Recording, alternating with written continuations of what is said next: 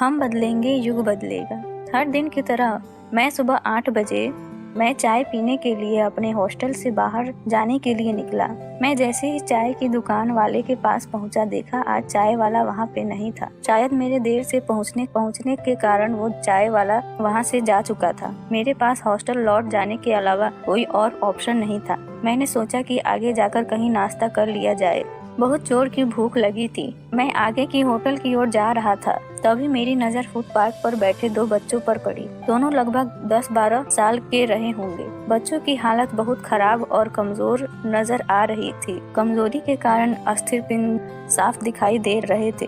वे भूखे लग रहे थे। छोटा बच्चा रोते हुए बड़े भाई को खाने के बारे में कह रहा था। बड़ा भाई उसे चुप कराने की कोशिश कर रहा था। वो जानता था ना तो मेरे पास पैसे हैं, ना ही खाने के लिए भोजन जिससे मैं अपने छोटे भाई की भूख मिटा सकूं। वो भी लाचार बैठा भूख से पागल होए जा रहा था। मैं अचानक रुक गया। दौड़ती भागती जिंदगी में एकदम से ठहर से गए। इन मासूम से बच्चों की ऐसी हालत को देख मेरा मन भर आया। इनकी भूख को देख मेरा भूख खत्म सा हो गया। सोचा इन्हें कुछ पैसे दे दिए जाएं। मैंने उन्हें 10 रुपए देकर आगे बढ़ गया। जैसे ही मैं आगे की ओर बढ़ा, मेरे मन में एक विचार आया, कितना कंजूस हूँ मैं। 10 रुपए क्या मिलेगा, चाय तक ढंग से न मिलेगी।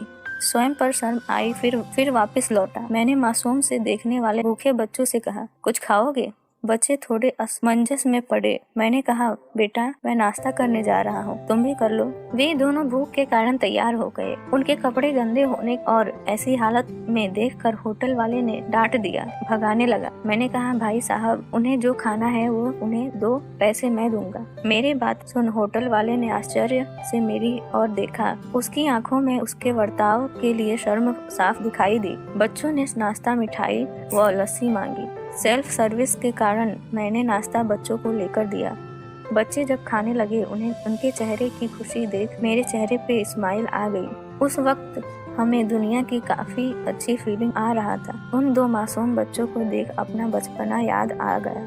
होटल से निकलने के बाद मैंने बच्चों को कहा, बेटा जो पैसे मैंने दिए हैं उसमें 2 रुपए का शैम्पू लेकर हैंडपंप के पास नहा लेना और फिर दोपहर शाम का खाना पास के मंदिर में चलने वाले लंगर में खा लेना। और मैं नाश्ते के पैसे देकर फिर अपनी दौड़ती दिनचर्या की ओर बढ़ निकला। होटल के आसपास के लोग बड़े सम्मान के साथ देख रहे थे। होटल वाले के शब्द आदर में परिवर्तित हो चुके थे। मैं अपने हॉस्टल की ओर निकला। थोड़ा मन भारी लग रहा था। मन थोड़ा उनके बारे में सोचकर दुखी हो रहा था। रास्ते में मंदिर आया। मैंने मंदिर की ओर देखा और कहा, हे भगवान आप कहाँ हो? इन बच्चों की ये हालत, ये भूख, आप कैसे चुप बैठ सकते हैं? आज हमारे आसपास में ना जाने ऐसे कितने लोग हैं जो गरीबी के कारण एक पल के खाने के लिए उनके पास भोजन नहीं है और ना ही उनके पास पहनने के लिए कपड़े हैं। जहाँ पे इन तरह के बच्चे आपको देखे, आप उनकी मदद जरूर करें। जितना हो सके उतना मदद जरूर करें। उसके बाद आपको जो खुशी मिलेगी ना,